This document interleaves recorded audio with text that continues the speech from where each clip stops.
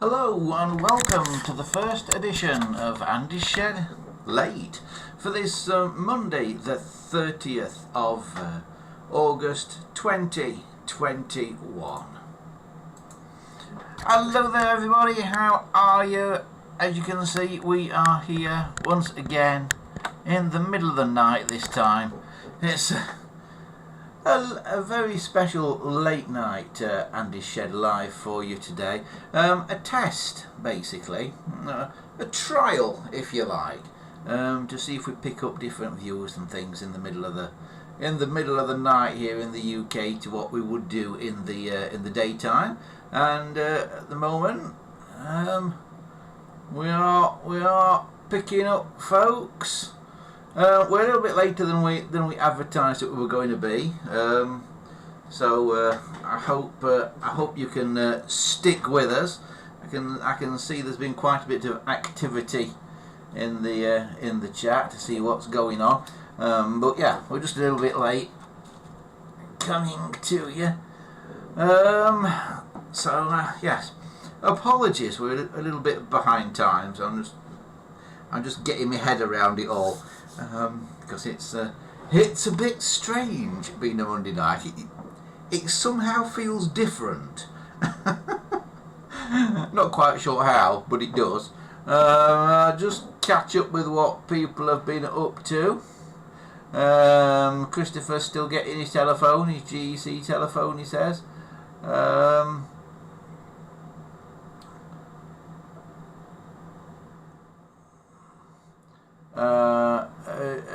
GEC it says it's like a 706. Wesley says he sold one recently, and I featured one as well. Yeah, I did.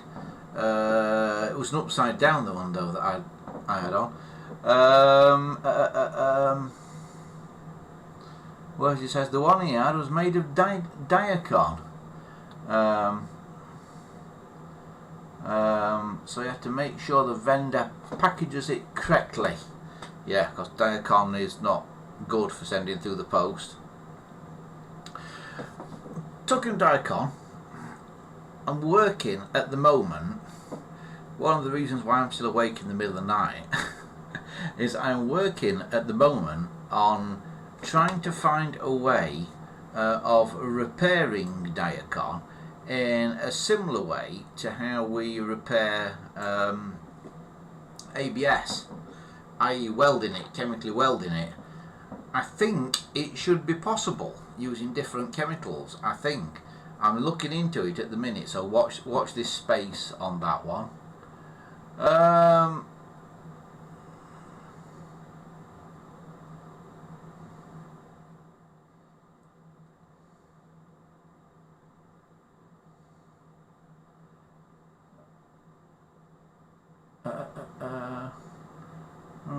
just going through.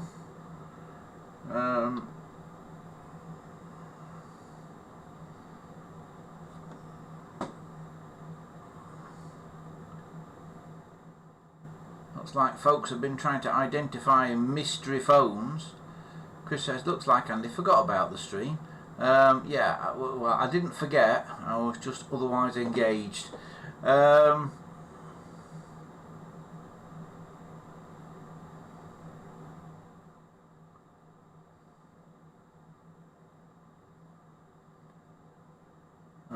Gambo says, I watched the playback last night and did he not have problems broadcasting from the attic? I did have problems broadcasting from the attic last week, Gambo, yes. I did. And we tried to do it again yesterday as well and failed miserably at it yesterday.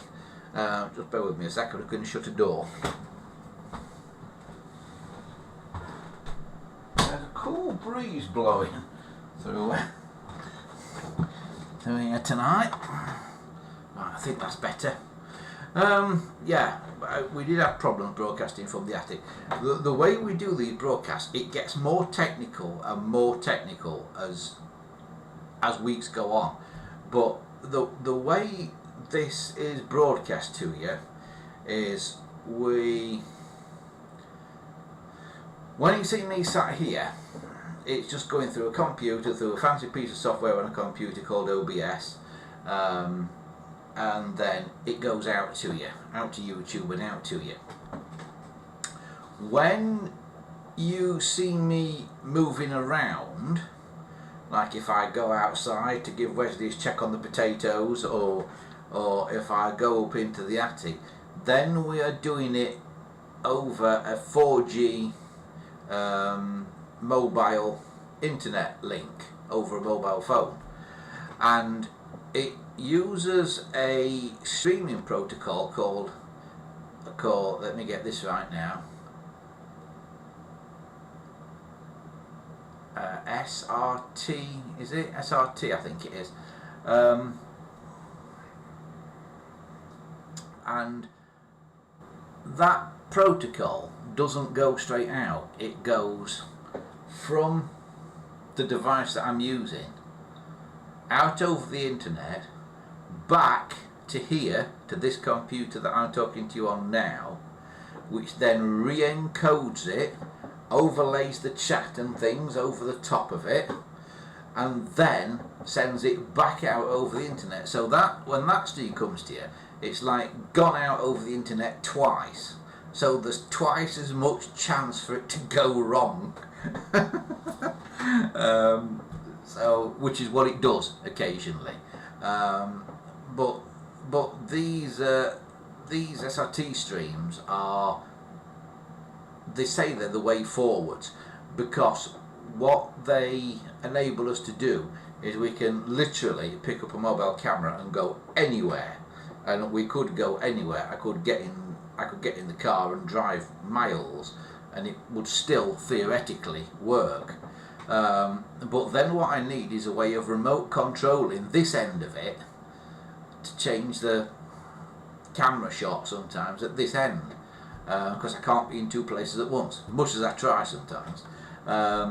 So that's the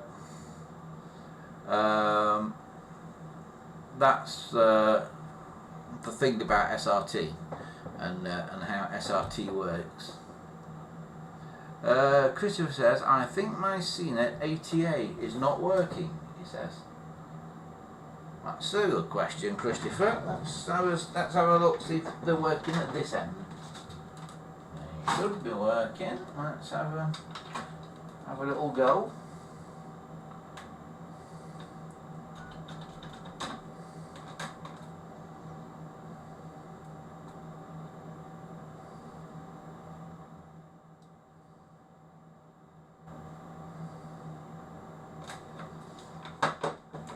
Yeah, it's working at this end, Christopher. So it's your ATA, mate, that's down, because the server's working at this end.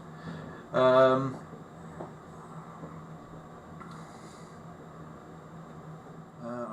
it's got that silly top chat thing on again. Why does YouTube have top chat?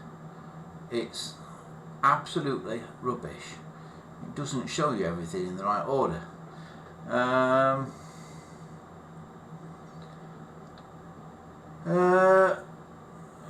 Chris says, I'm getting a GEC Tel 9K ATS telephone,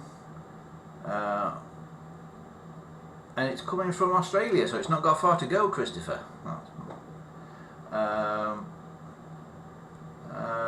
Yeah, you're right, I did have one on a few weeks ago, one of those.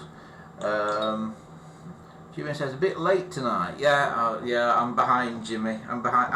I'm always behind. Anybody who knows me, you can ask anybody. They'll say, when we want Andy somewhere at a given time, we tell him an hour before we actually want him there. So if we want him somewhere at, say, 8 o'clock, we tell him he's got to be there by 7 at the latest. Don't we have a chance of getting him for 8? And it's just always been that way. It's the way my internal clock works, i.e. not very well. If you were watching yesterday, you'll know we found 1 or 2 bits and pieces. We found a leg for a trim phone dial, and we found this spring, which we are now thinking, I think it was Wesley who said he thought this spring was the missing spring from that yellow trim phone we had on a few weeks ago. we're now thinking this may be the spring. It is very strong, but we are thinking this might be the spring for that trim foam. So well spotted, Wesley. The thing is, the trim foam's not here at the minute. It's away at a friend of mine who's got a big pot of springs, looking for a spring to fit it. So I might have to go and retrieve it at some point this week, and sort the old spring out.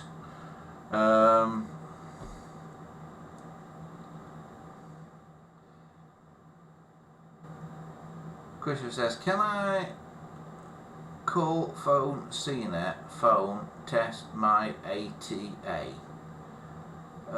Call speaking clock, Christopher, and that will test it. Call what is it? 98081, and you should get a British speaking clock. If you dial 98081, you should get a British speaking clock. It takes it a while to connect, but you should get a speaking clock. Right, what is on the on for tonight? Tonight.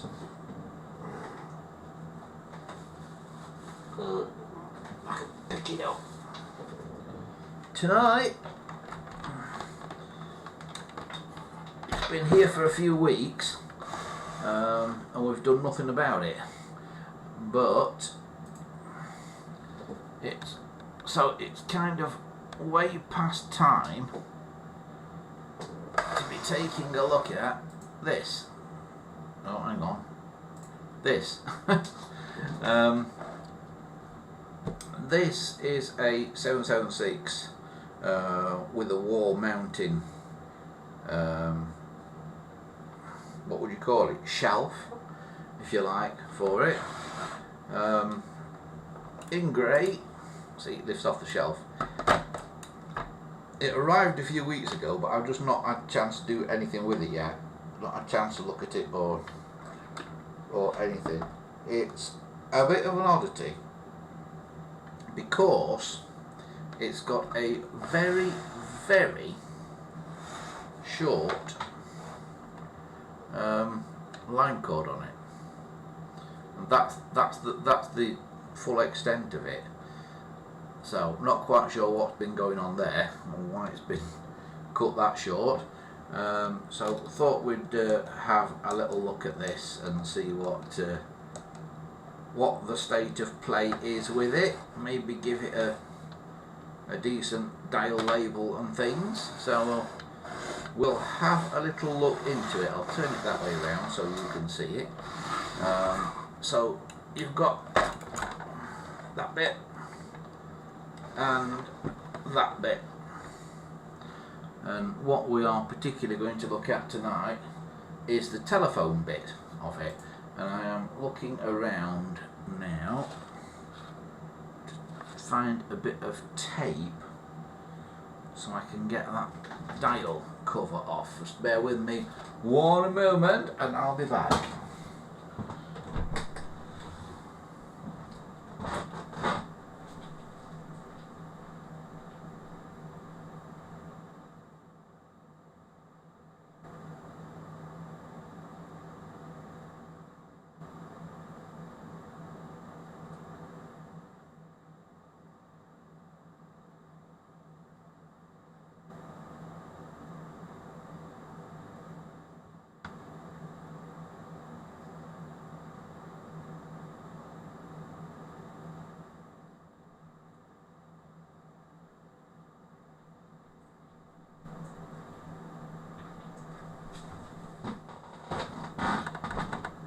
I'm back.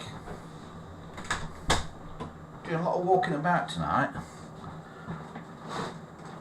Right, I've got my bit of tape because it seems to have got a handwritten dial label thing in it there. So we're going to take that out and see what it actually is. So to do that, get a piece of sticky tape.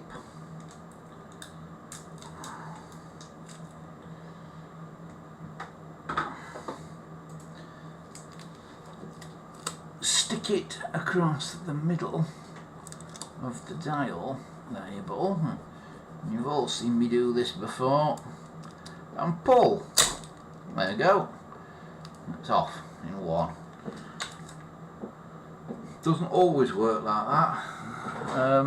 Right, and then we'll see what this is, and it is a piece of card, and I wonder if there's a proper dial label on the other side. That's what I'm wondering. Yes, there is. Now on that side it's 01214723674. On this side it's 02145828836. So it's a completely different number on that side, but it has got a proper dial label. So we'll turn that around.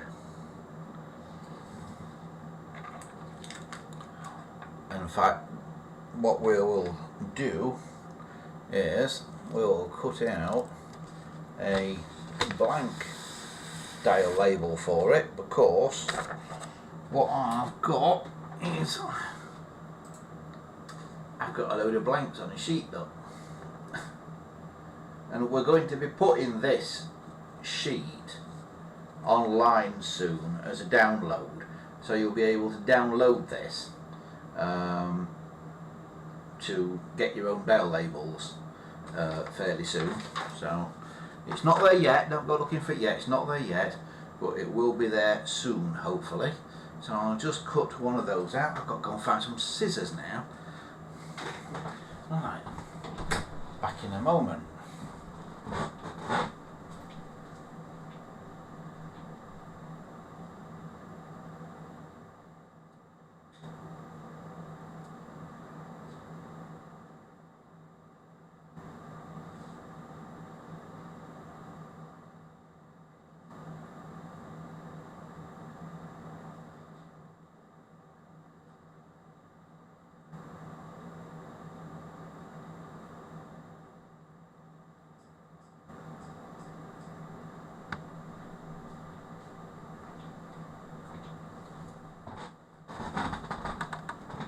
I've made it.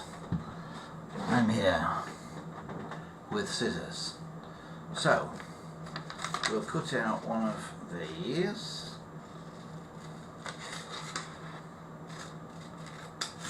That for a start. I can put that sheet back so it doesn't get all wrinkled up.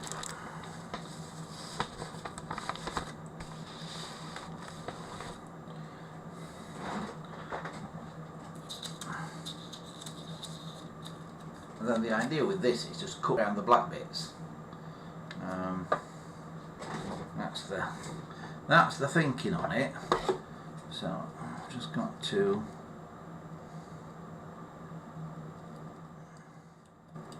just cut round the black bits, and cutting in a circle is nowhere near as easy as you might expect it to be.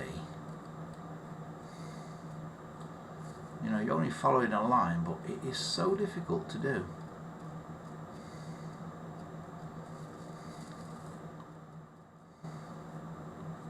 And do it neatly.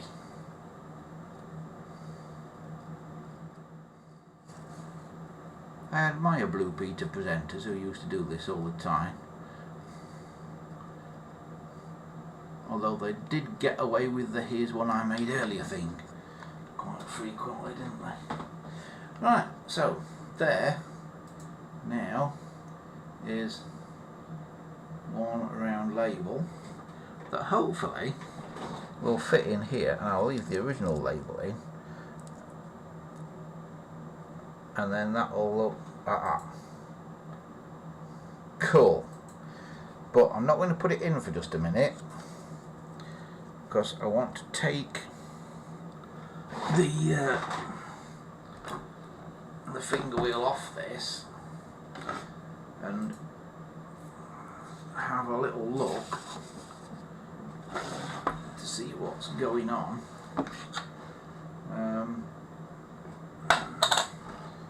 Inside it.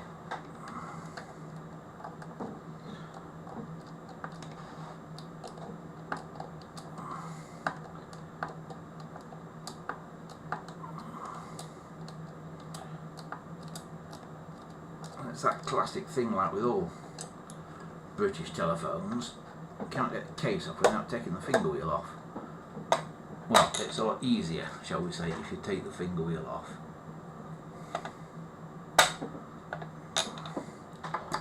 So that's off.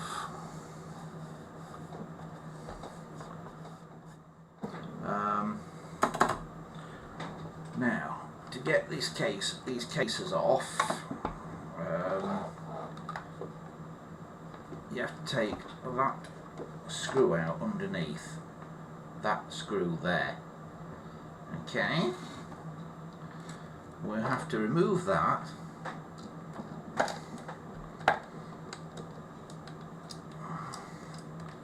And then the case should come off. This is interesting because its front feet look different to its rear feet. Have they had something stuck on the end of the feet, or have they been melted somehow, or yeah, something odd has happened to those. Back feet are just standard ones, but the front ones, I don't know if they've been like on something hot and been melted or what's happened to them, but they're flat. It's got flat feet. You'll never get in the army. Right, so now if I can untangle it, and one thing about these things is they get very tangled up, these phones, because there's so many stupidly long curly cords and things on them. If I can untangle it a bit, now this case should just hopefully lift off. There we go, it's off. I've done it. So I'll put that to one side a minute, stick it on there. Then that can go around there, and that can go around there, and that can go around there, and then we can see what we've got like that. So as you will see, it's a totally different layout to a 706, a 746 or a trim phone. It's a totally different layout of things.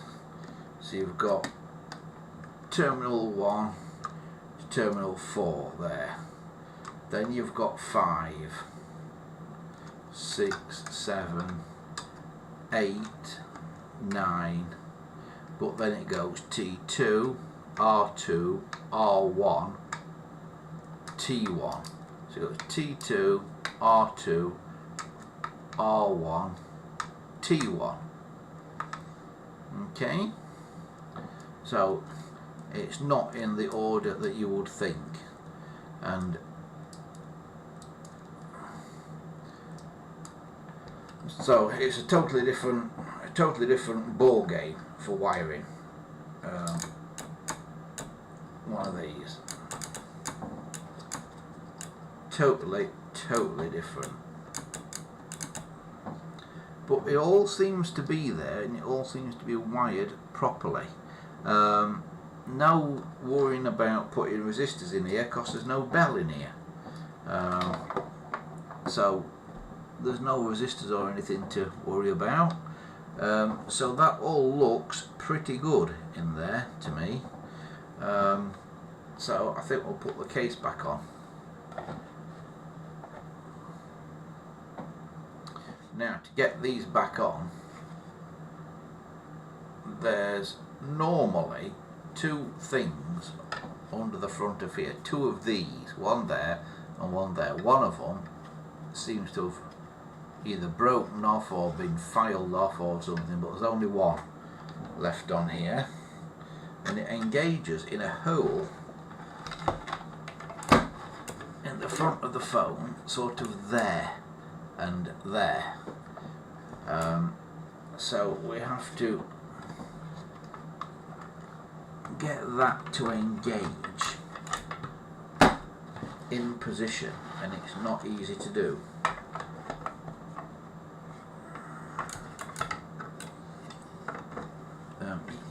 can't do it by putting the front on like that. It won't do it. You have to kind of put the back on first.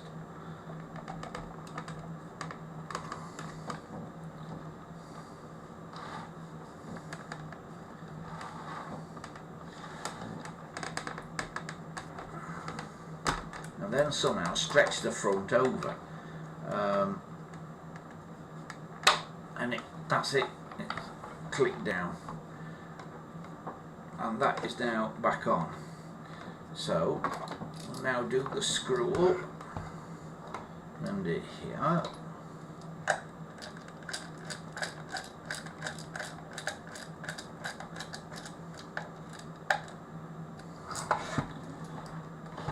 And I guess we could have a look in the dial while we're here.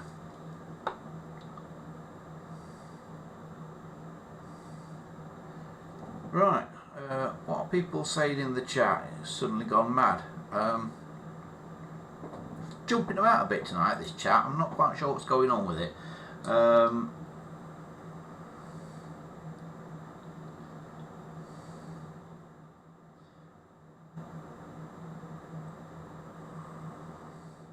Wesley says he might have got a spring there if I get stuck. I don't think we are stuck, Wesley, down. I think that is the spring. I think you correctly identified it, that trim foam spring, even though it does seem very strong to me. But we'll have a little look at it. Maybe I'll take another trim foam apart and compare the two springs. Christopher says I tried the speaking clock. It did not work. The CNET speaking clock. In that case, Christopher, there is something up with the ATA. It should work because it's working from this end, so it should work. So there's something not right with the ATA, I would say.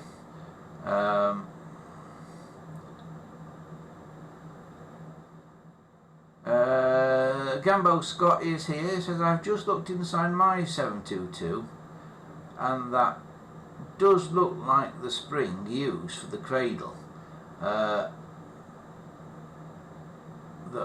hooks look opposite from each other, if that makes sense. Yeah, it does.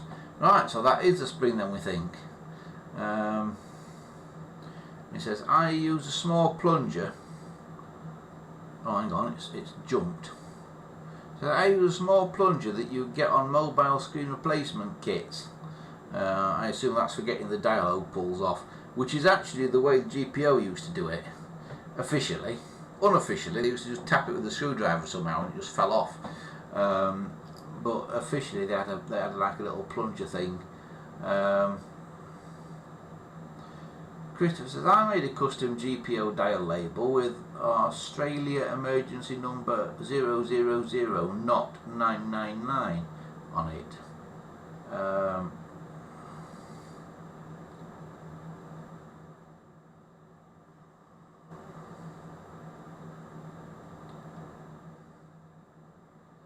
Graham says you're finally here at a decent hour, Andy. Yes, Graham, we've done it deliberately.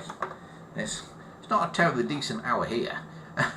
Where are you, Graham? Are you in some other part of the world for this to be a decent hour for you?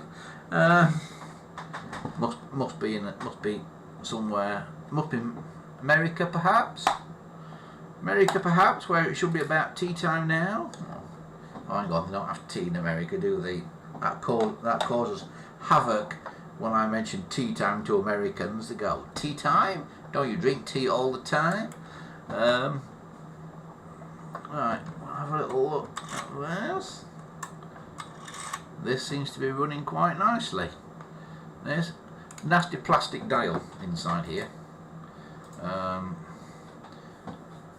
Just about everything that could be made plastic was made plastic by the time these came out in the late 1970s. Oh, Graham's in New Zealand, he says. So, I've no idea what time it is in New Zealand, Graham. Oh, 11 AM. 11 AM in New Zealand. Oh, that's alright then. That's alright. Right, we should be picking up people in New Zealand then tonight. But yeah, everything is plastic here. So, and this dial. So, It seems to be running quite well though, so I'm tempted to leave it well alone. That. So we'll put the dial plate back on. We will put the spring back on, which you can only put one away, of course, because of these little indents in it. If I put it down there, you can probably see them better. These indents in it, see, it's got a long end and a short end, and the short end goes up against this little raised bit on the dial plate, so it will only go one way. So hang on, I can't do it backwards, I've got to turn it round so I can do it like that.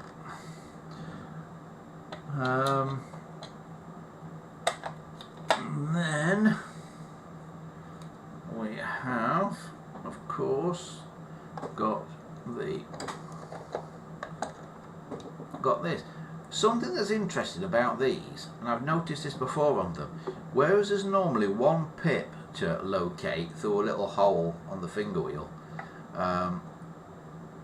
on these, for some reason, the dials that get fitted to these 776s, for some reason, generally have two pips that you have to jiggle about and get into place. And again, I can't do it backwards.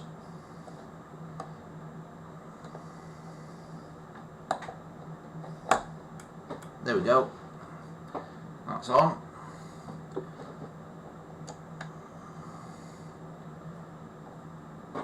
So we'll stick that in there.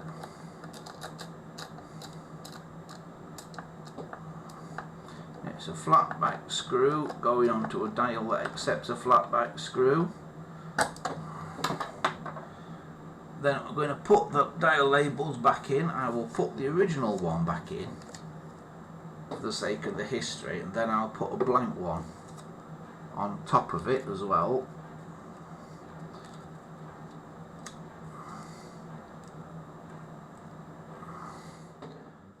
Then I will separate the label cover, the opal, whatever you want to call it, from a bit of sticky tape.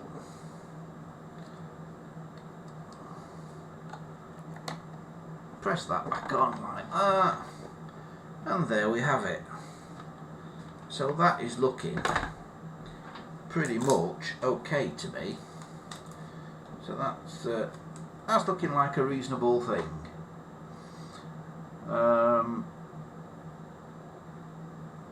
Christopher says it's 9 AM in Australia, 11 AM in New Zealand, 9 AM in Australia.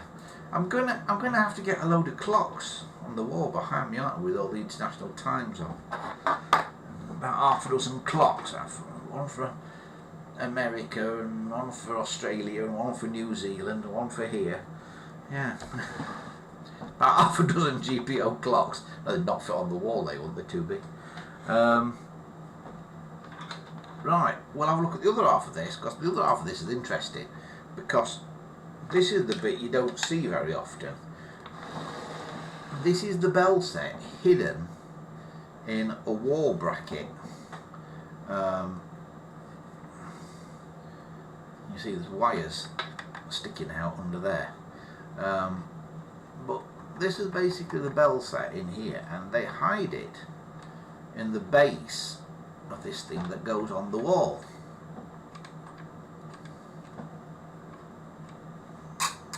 And this one's an interesting one because it's got a ringer loudness thing on it as well. Now I could never get these apart without breaking them, so I'm not even going to attempt on this one tonight, because getting these apart is a bit of a tricky thing. You think you lift this up in here, but it's more complicated than that. There are bits that slide apart and that on it. I'm just trying to remember exactly what it is that you do.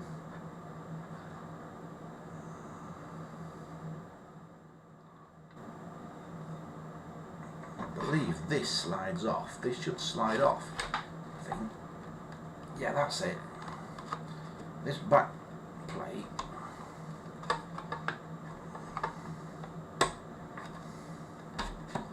slides out. Then you attach this to the wall. See, then this back plate, once you've got it out, you can attach that to the wall. Now that was that way up in this, and I'm not 100% sure that's right. I'm thinking it possibly should be that way up.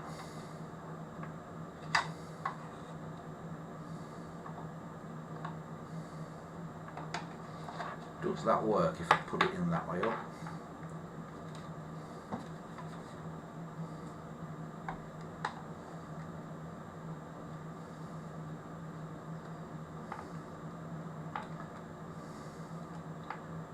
No, it doesn't seem to actually. So maybe it was right the first time.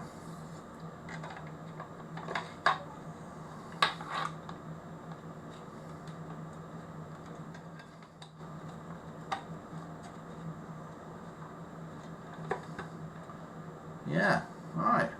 So it does go that way up then. So it goes that way up with the two half circle cutouts facing upwards. So anyway, you pull that out, attach that to the wall, like so. So the side that's facing you goes to the wall there. So that is what you would see, and then you would clip this onto it.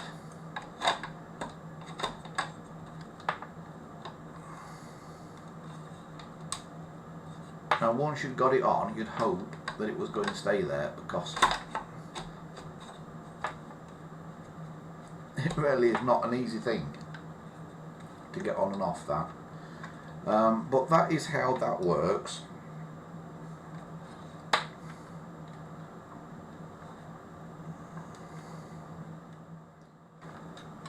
And the belt set is residing, as I say, in the bottom in there. And I'm not going to take that out, because getting that out and getting that back in again without breaking some little plastic tabs off is not easy.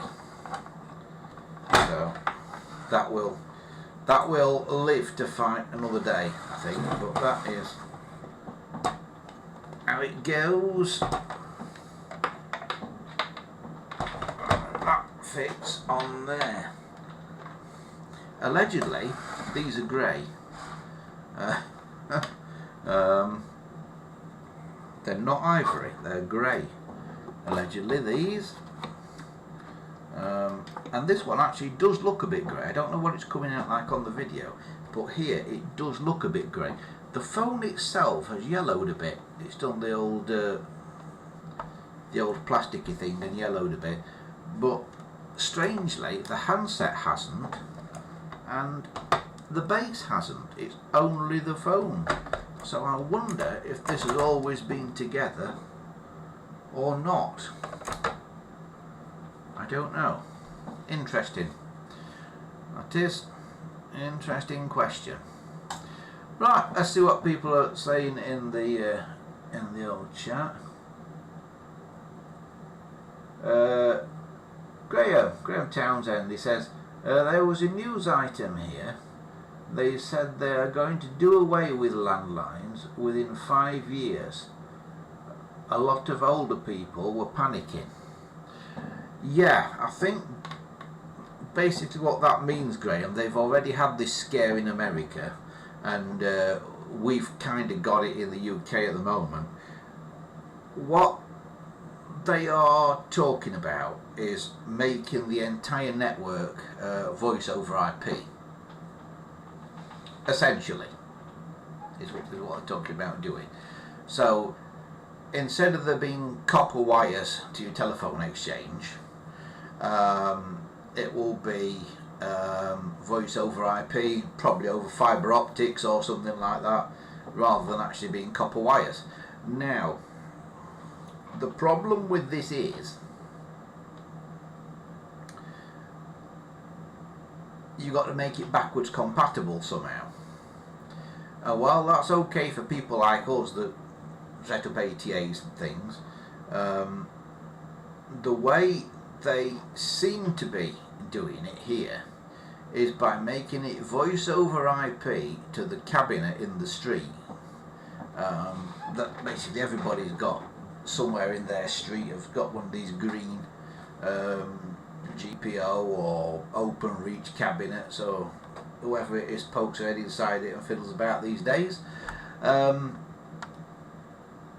what I think is happening here, I don't know for certain, but what I think is happening is basically the signal is starting to go to these cabinets now, the ones where the modern system is put in place, goes that far as voice over IP, but the last bit from the cabinet in the street to your house is still a copper wire.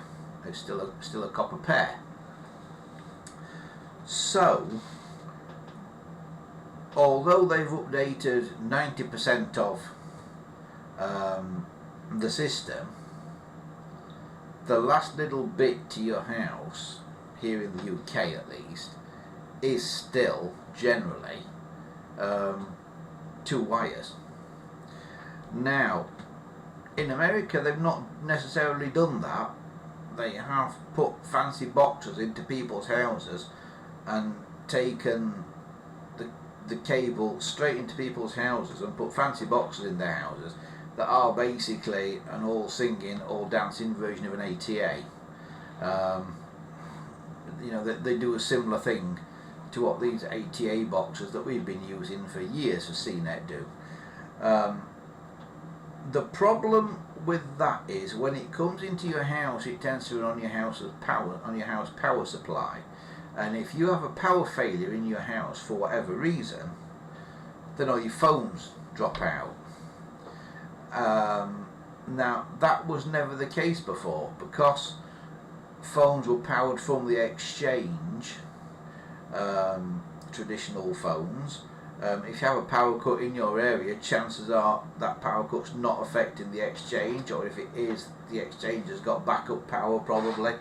So your phone stays on in a power cut. If your phone is running to an ATA in your premises, then the power to that ATA is going to go and your phone line's going to go out. Now I'm told that where it's basically running VoIP as far as the box in the street, I'm told the boxes in the street are going to have batteries in them, essentially, which will give them a certain amount of time that they can operate without power, these boxes in the street. But quite how that's going and quite how far it's got, I wouldn't like to say. I don't think it's really got that far yet.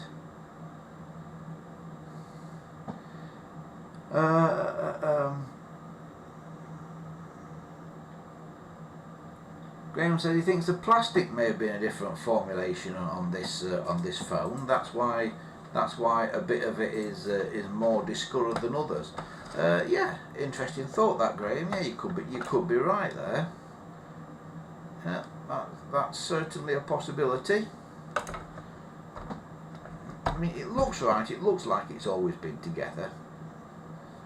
So yeah, maybe it is a slightly different recipe for the plastic on one bit of it to the other. Christopher says our landlines in Australia are going VoIP. VoIP NBN, I think he says here. But my VoIP modem supports pulse dialing, which is lucky. Yeah, well, your VoIP modem is basically an ATA. So, like with the Groundstream ATA that supports pulse dialing, hopefully they all will. It did used to be said in the UK that whatever they did, whatever new systems they put in place, had to be backwards compatible. And I don't know if that is still the case or not, but certainly up until a few years ago, anything that they changed in the UK had to be backwards compatible with old equipment. That's why pulse dialing still works on the network and things. But I don't know if that is still the case or not.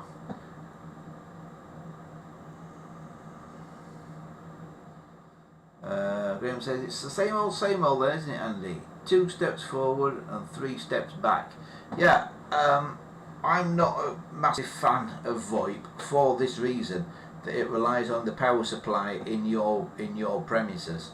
I do know people with VoIP ATAs who run them off a 12-volt battery, who have something like a car battery that's trickle charging all the time. That car battery is then powering the ATA, so if the power in the house goes out, the ATA will keep going for a while. I also know people who are running ATAs off a battery and the battery runs off solar panels, which I thought was quite clever. But Maplins here in the UK, the electronics people here in the UK, that did used to have shops here, but all the shops closed and they're just an online thing now. When they had the shops, I do remember going to one of the shops and seeing that they had a shed solar panel kit, which was basically made for solar lighting to go in your garden shed, and it consisted of a panel or a couple of solar panels that went on the roof, a battery, and the little box of tricks that went between the solar panel and the battery, so panels didn't overcharge the battery. And then you connected your lights up to the battery, lights in your shed, and the solar panel kept the battery charged. You could use one of them rather than couple lights up to it. Use your ATA. I don't know if Maplin still sell them now, they're just an online thing, but that seems like that would be an ideal solution.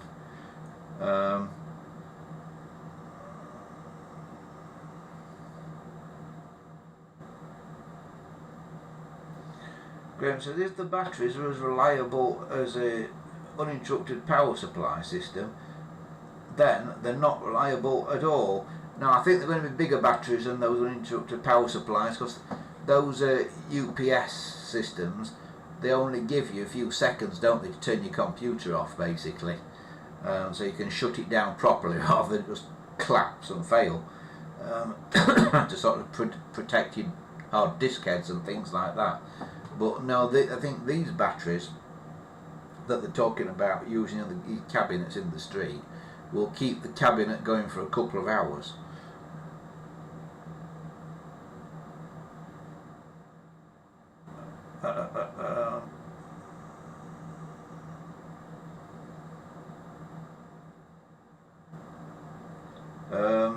So yeah.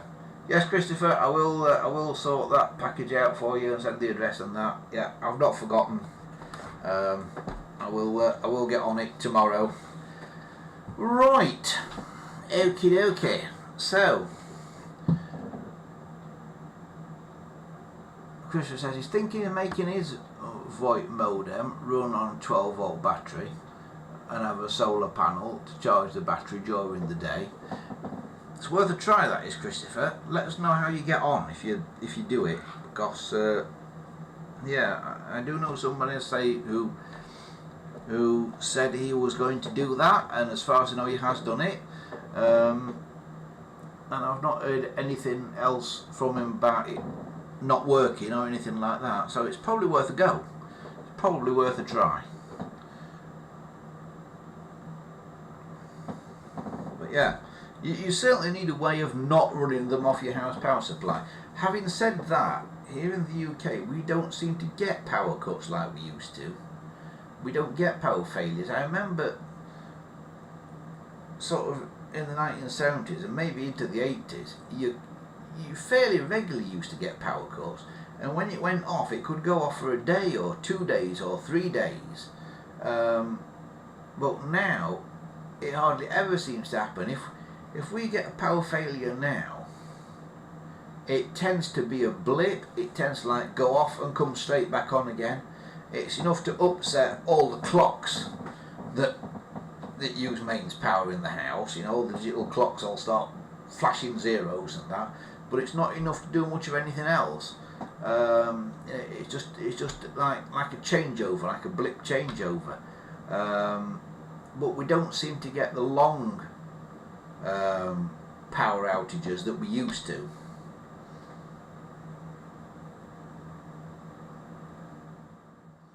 Penfold says, those batteries in the new cabinet seems like a perfect target for theft. Yes. I've always wondered about those cabinets because when they open one up and you see all the spaghetti and that inside it, I've always thought it kind of target for cable theft and things like that. But I don't know if they get hit or not. You don't hear about it happening.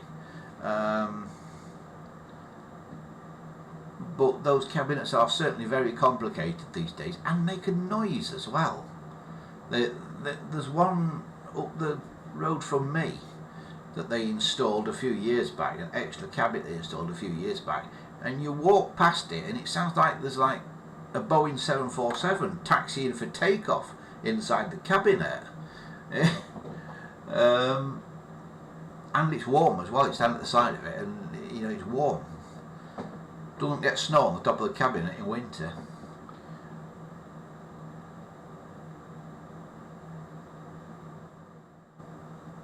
Penfold says, was those 70s power cuts due to union industrial action? I don't think the ones that I'm thinking of were the ones that I'm remembering, because I think they were a bit late for that. Weren't they the sort of early to mid 70s, the ones that were due to industrial action? I'm talking about late 70s and into the early 80s, the ones that I'm talking about. So I don't think they were down to industrial action. I think they were down to actually being power failures. I guess it probably depends a bit on where you live as well. I imagine if you live in a very rural area, you're probably more prone to power cuts.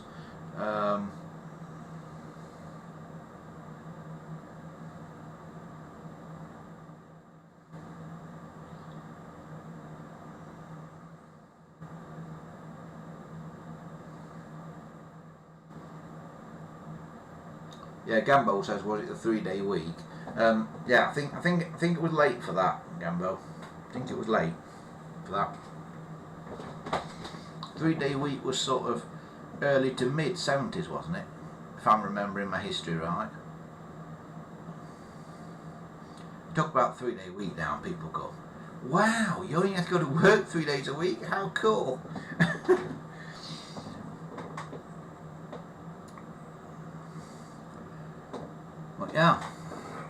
Yeah, so I don't know quite what's going to happen. I do know, though, that whatever happens, people with CNET will are kind of future-proofed. So if you've got your little ATA and you're on the CNET system, like Christopher and one or two others on here are, then you're future-proof, because that is VoIP anyway. You know, that's going out over the internet connection. Whenever your house has got an internet connection, CNET will work. Where internet connections fall down, I find, is at the ISP, is at the service provider, which goes down for no apparent reason on a regular basis. So your modem and that here's got power, but there's no internet connection. Why? And then half an hour later it comes back on. Why? What happened for that half hour? And it does it regularly. It does it like on a daily basis. So it's the ISPs, I think, that need to get their acts together. I think the ISPs get away with absolute murder, the internet service providers, and the service they provide is shoddy at best, let's say, and I will tar all of them with that brush, but particularly TalkTalk and the associated ones that run using TalkTalk systems like Utility Warehouse and people like that. I see 3 are doing a very interesting deal at the moment for mobile internet, where you get one of these little mobile router things that you can plug an Ethernet cable into, and it goes out over the 3 cell service. I'm quite tempted by that, because one of the interesting things about going out over cell service, particularly if you do a lot of streaming and that, like streaming this show, is your internet connection normally isn't equal upload and download speed. You can normally download stuff from the internet a lot faster than you can send stuff up to the internet. I think I'm right in saying that with mobile internet, on a mobile network, on a cell network, that is not the case. It's the same both ways. So if you want fast upload, go with mobile internet, I believe.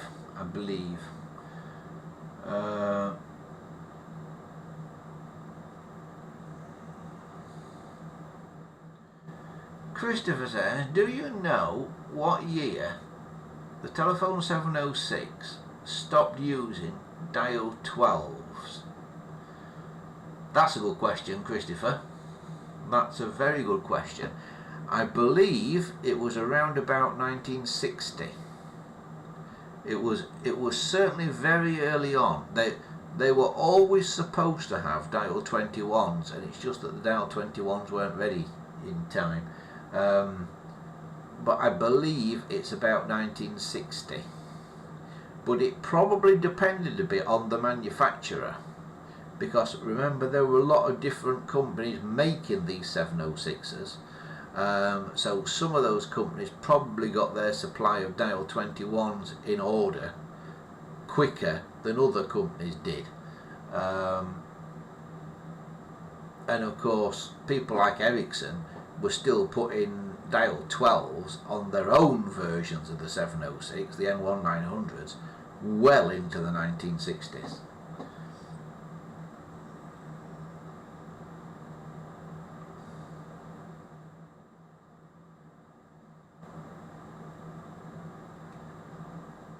Graham says, if my ISP goes down, I call them on a cell phone and ask for a discount. Yeah, but can you sit on the cell phone for 3 hours waiting for their customer services department? That's the problem that I have.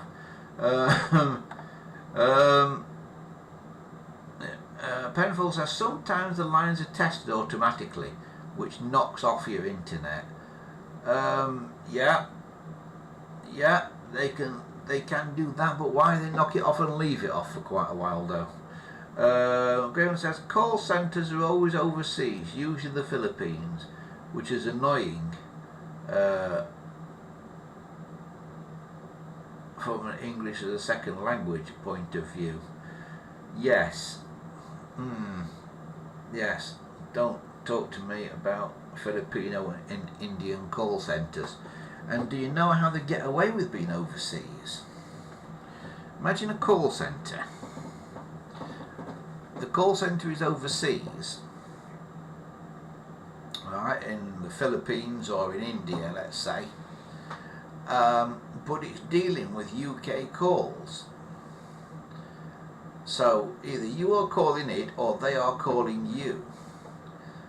And these people in India or the Philippines or whatever are forever trying to find ways in to the UK telephone system, the public telephone system in the UK. And when I set a CNET server up here, which doesn't have a way through from the PSTN through into CNET, there's no gateway through, but some people do have gateways through. When I first set my CNET server up here, I was amazed at the number of attempts there are to hack into it. The CNET server that runs here, that Christopher or one or two others make calls and that through, there are people trying to guess passwords and hack into that probably about once every 4 seconds, continuously, day and night. It is unbelievable the number of attempts, the number of hacking attempts that get made on that server, and that is people trying to find a way in. It's people in foreign countries trying to find a way in to the UK telephone system. So let's say you could call into CNET and I had a gateway through, so you called a CNET number that didn't ring a phone on my desk, but it went into an extension port on my PABX that's linked to the normal telephone system here. That then means that I could call on a CNET phone into my own system, go through the extension on the PABX, out through the line on the PABX that is on the normal POTS, on the normal PSTN, and out into the telephone network. And it would, so let's say I was in America, I could call on CNET to my home here in the UK, and then I wanted to call my friend up the road in the UK. I would only get charged a local call in the UK because there's only that UK bit that is on the normal telephone network. If I had this gateway in. Now, that's what these hackers are looking for. They're looking for these gateways so that they can make a call in. They can be an unauthorized user of CNET or whatever. They can make a call in, and then they can call anywhere in the UK, and they don't get billed at all for it because it comes on my phone bill that I've made a call from here in Derbyshire in the UK to wherever else in the UK, and I get charged for all their calls. And there are people trying to hack it all the time, trying to find that non-existent gateway, because people do have them, and that's how a lot of these call centres work. And you know, when you get cold calls by these people that have always got an Indian accent, that's how they're doing it a lot of the time. They are hacking in to other people's telephone systems, and some poor soul somewhere is getting the bill for all their calls.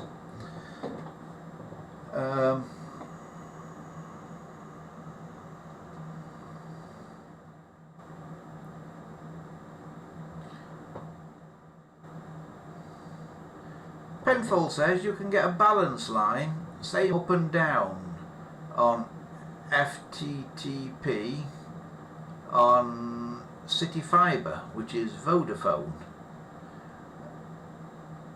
That's interesting. So it's same up and down, and that's through fibre, though, isn't it? So it might be more economical for them to do that on fibre because there's more bandwidth, isn't there, available. I think the reason they do more down than up on ordinary broadband going through a copper pair is because it's restricted. You know, the bandwidth is restricted, and it would slow your incoming downloads down a hell of a lot if there was an equal amount of upload, if somebody was uploading something. You know, there's only so much traffic they can send down the wire, whichever direction it's going in. So I think that's the problem with the old copper system. So maybe it's better on fibre. Unfortunately, fibre's not reached us here yet, despite the fact I'm not really in a rural location. Fibre has not come down this road yet, it would seem. I think Virgin has. I think you can on Virgin, but it's very expensive to have Virgin fibre because that's fibre that goes right into your property, the Virgin system. So they have to come and hack your driveway up and all kinds of things. So we've not looked at that yet. but might go mobile anyway. I watch a lot of stuff on YouTube about people with canal boats, people who live on canal boats and stuff, like narrow boats, and they seem to they must be working with mobile internet a lot of the time, and they seem to make quite a good job of it. There's somebody that's got a camera that streams like 24 hours a day from the front of their narrowboat, and that stream is quite good, you know. It's pretty clear and pretty high definition and that, so so that must be on mobile internet, because the boat's moving some of the time, and it's pretty good. A lot of it is the protocol that your stream is using. Like I said at the top of this show, is it RTMP, which is the thing that YouTube uses, and that it's not the best protocol to use, because for streaming it's only going one way. If you're streaming something up to YouTube like I am now, my stream is only going to YouTube. If for any reason there's any packet loss, YouTube does not say back to my computer, or you missed that bit, send it again. That just doesn't happen. If there's any loss, it's just a loss. With this SRT system, there's a little bit of latency in it, and the reason there's latency in it and a bit of a delay is because if there is packet loss, it does request it a second time, and to try and make a perfect stream each time, and it is pretty good. It is reasonable.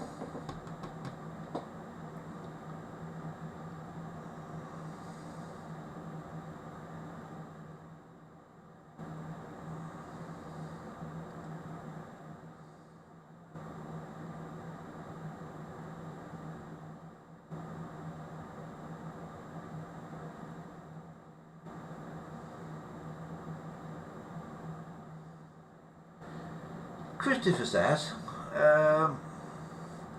thing I might tell you might sound funny, but if you live next door to an active freight train main line, when a freight train rushes past, it can knock out your internet and reboot the modem.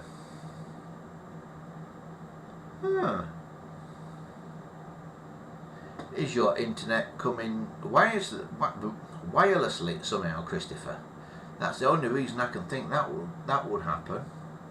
Having said that, I did have an aunt who had a dog,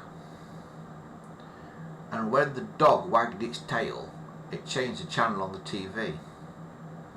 She had a very early, we're talking mid-1970s, she had a very early TV with a remote control, because in the 1970s generally, here in the UK at least, you had to get up and push the button on your television set, but she had an early one with a remote control,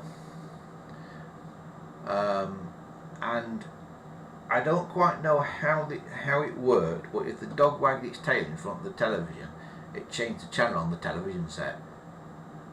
So what was going on there, I do not know how it worked or whatever. I don't know if it was working on infrared remote control, or if it was ultrasonic, or what it was, but somehow the dog changed the channel on the TV. Don't ask me how. Logic doesn't tell me a way that can work.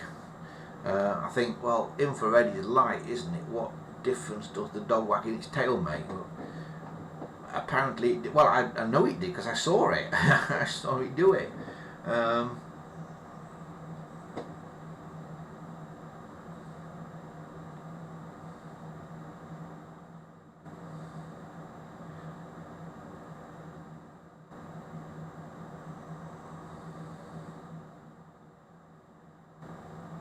Graham says, I have fibre straight into the house. I got it for free. Yeah, I think they're trying to give it to everybody for free, Graham. I think this is the problem in America. That they're trying to do this to people in America. They're trying to give them fibre straight into the house. probably to get rid of some of these cabinets in the street. The problem with fibre straight into your house though is you have to be careful what bit of hardware they put on the end of the fibre to make sure it's something compatible that you can plug everything into it that you want to plug into it, because it's often not got the sockets for like a dial phone, you know, that works on pulse dialing, or it doesn't support pulse dialing. But it seems some of them do support pulse. I mean, Christopher says that his system in Australia supports pulse. So hopefully more of them are starting to support pulse dialing. I mean, if you've got a box of tricks that can listen to tones and differentiate one tone from another to dial a number, then surely something that can basically listen to clicks on pulses should be equally easy to do.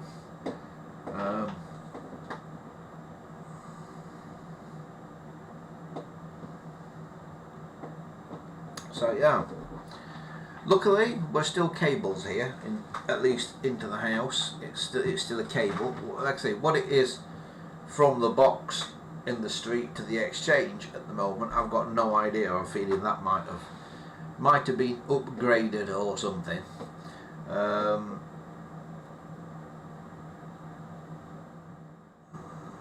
But yeah, it's not good. Penfold says asymmetric broadband is due to the exchange equipment being lower specifications. Business broadband is symmetrical, and equipment at MDF is better.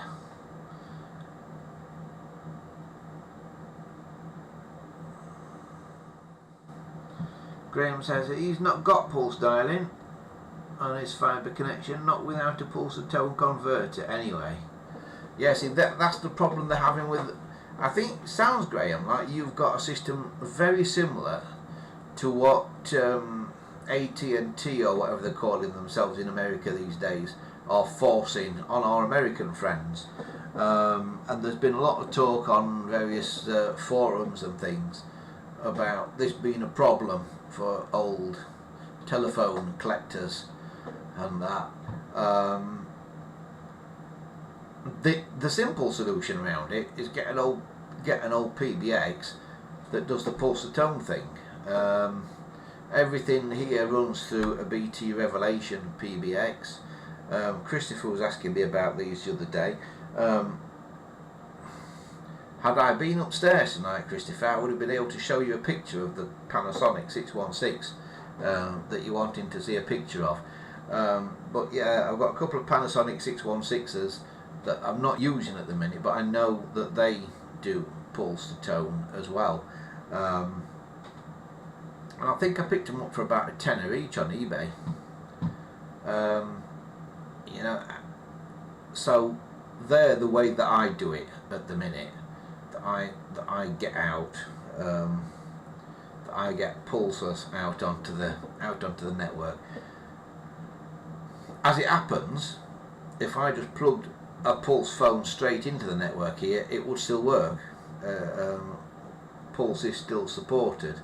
But if it wasn't, because I'm going through that PBX, it would still be okay.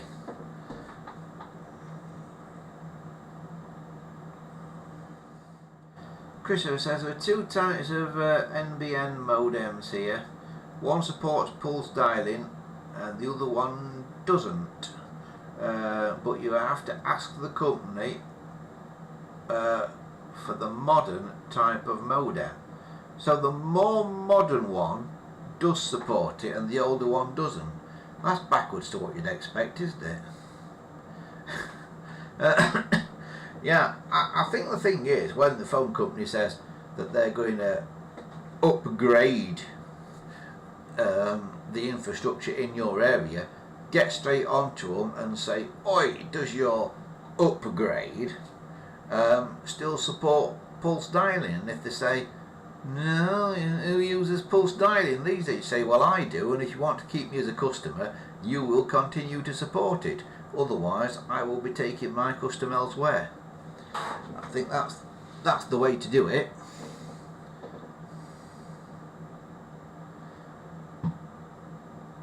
Penfold says early TV had ultrasonic remote controls.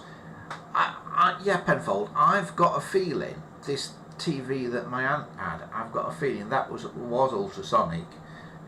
He says clapping your hands could change the channels as well. Well, if it's ultrasonic, that's basically sound, isn't it? I can see how clapping your hands and making a sound would do it. How would a dog wagging its tail do it though, which is essentially silent? Unless the dog is generating some sound beyond what humans can hear. But yeah, it used to be very annoying when you were trying to watch Tarzan on a Saturday morning and the dog would change its channel, Yeah. Right. I think we've about sussed it. Thanks everybody for joining me tonight for this very strange and late version of Andy's Shed Live. I'm seeing a few different faces in the chat to what we would normally get on the sort of Sunday early evening one, which is kind of what I was hoping for, that this would accommodate a different group of people, you know, maybe in different parts of the world and that. So we will continue to do it. So make sure you've got the little bell thingy clicked for when I'm going to do it, because timings will vary a little bit probably week to week. So make sure you've got your little bell icon thing clicked. Make sure you're subscribing first of all, obviously, but then the little bell thing at the side of it for notifications, make sure you've got that turned on.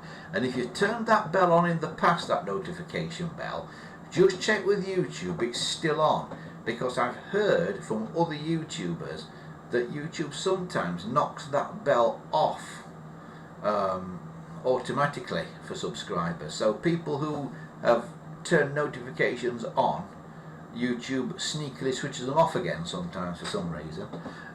So just make sure it is on, and then you'll know when we go live. It should then ping you a notification to say that we are live. Gambo says, I moved house in November. In my new house it was a copper wire line I ordered up with BT, a new hub to connect the internet up. All was good.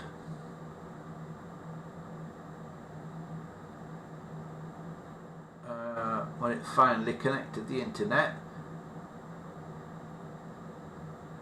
Also, this digital phone to connect to the hub, which I left in the box, and it still is. Then after the new year, BT cut off my landline and then kept saying they couldn't reconnect the line. I kicked off and told them to stick it, and after a lot of to and fro they finally got it reconnected, but I still suspect through the fibre somehow.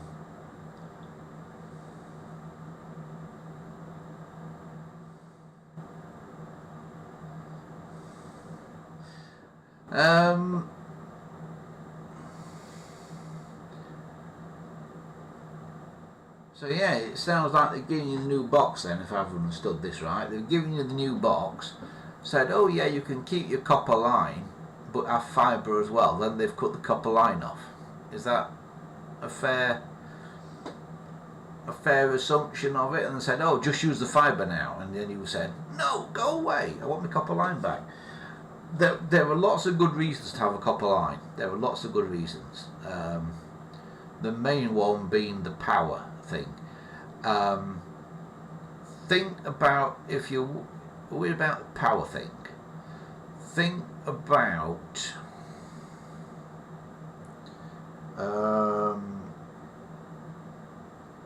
places that have have natural disasters. Think about like New Orleans when it had that flood a few years ago. And that. Imagine what would have happened there. How if there were no communications, if there were no telephone lines. You know, a traditional telephone line, basically all you've got to do is have the exchange functioning. If you can get the exchange functioning, you can get the lines functioning out of the exchange. When you've got VoIP, you've got to have the exchange functioning, and you've also got to have all these powered cabinets in the street functioning, and you've got to have the ATAs in people's houses functioning, and for that you need power. And when something like a hurricane or a flood happens, or a fire, the first thing that seems to get knocked out nearly every time is power. So that's what worries me about it. When there's a big disaster, and you need to rely on the telephone system for the emergency services and that, they won't be able to. That's what worries me about it.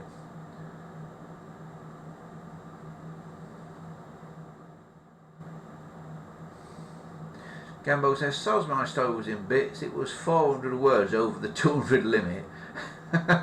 Yeah, I think we got the gist of it, Gambo. And Peter Blackburn is here as well. Peter says, regarding Tarzan, was it actually Tarzan's howl on the programme that made the channel change, and then the dog wagged its tail when he heard it? Could be, Peter. We'll never know. But it could be. But yeah.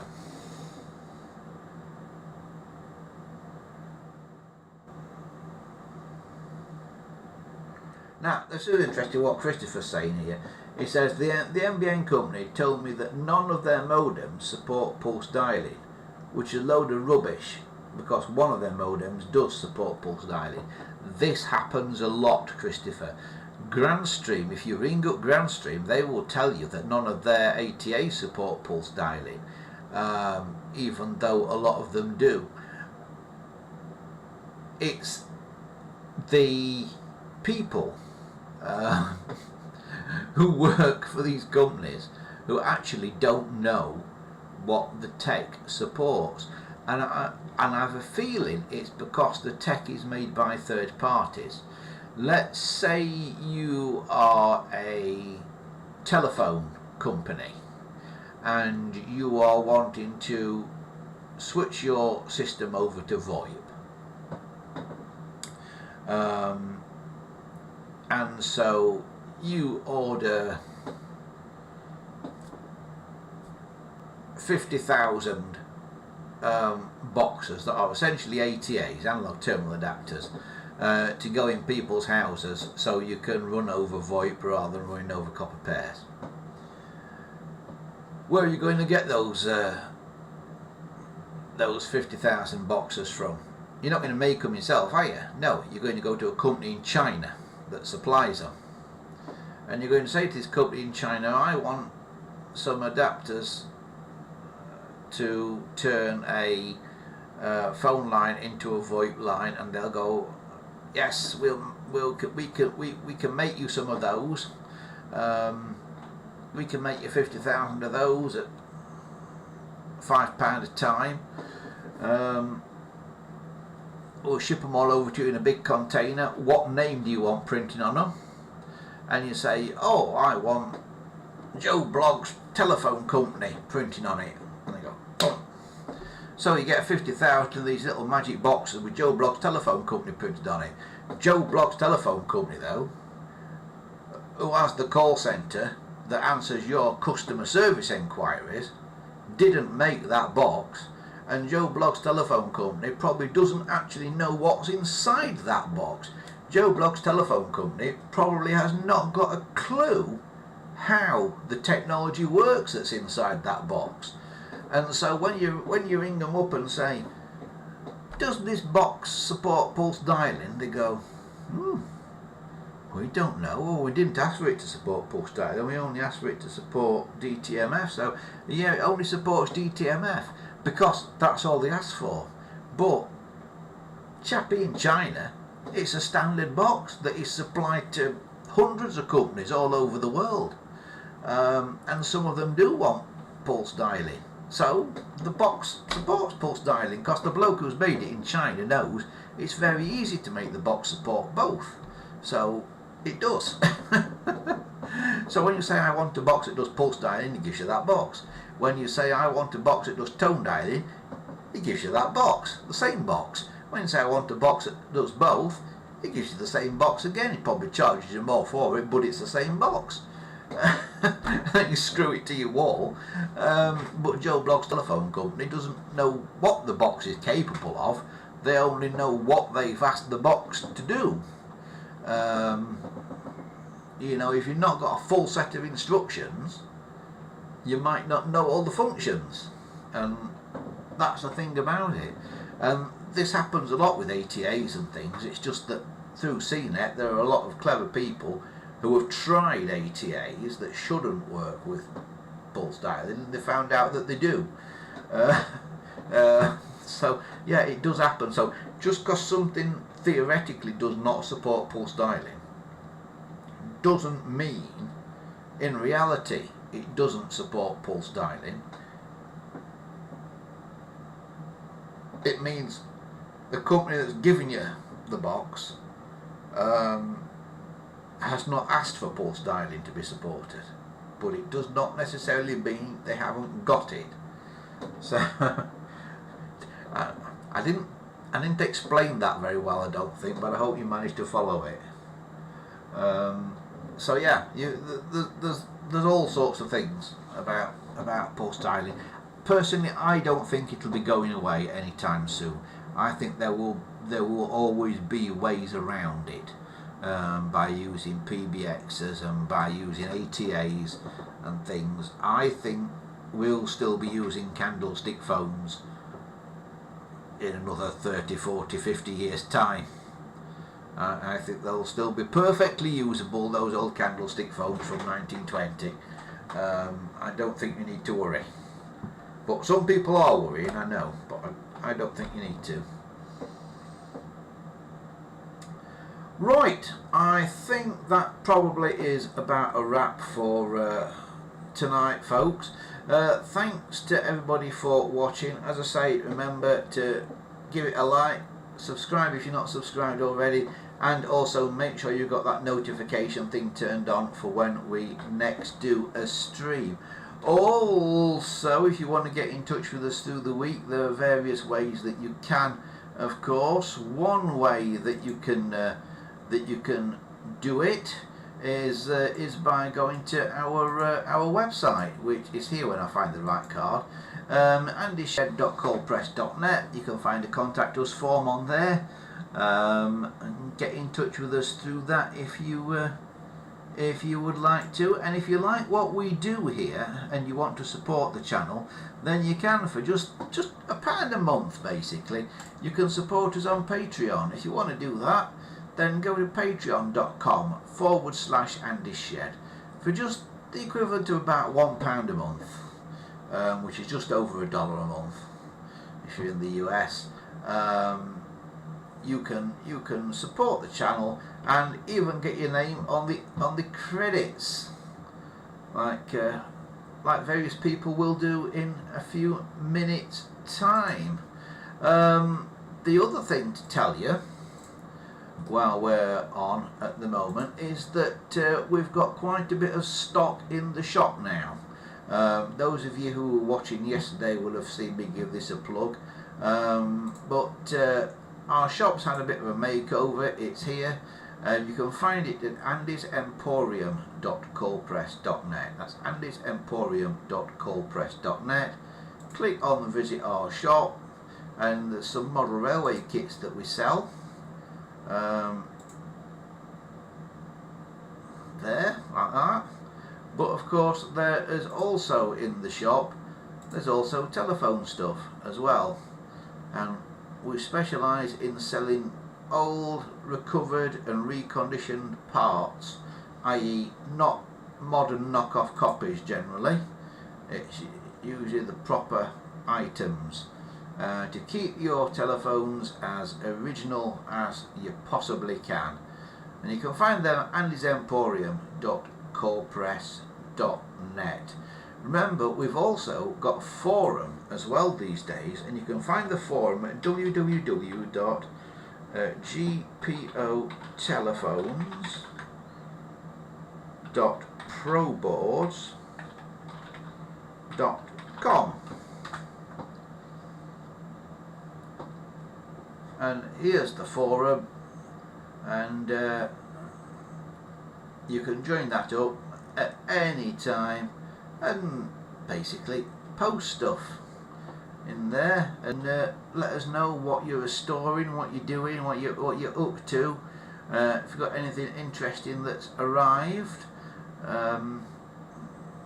The forum is a fairly new thing, and it is still growing.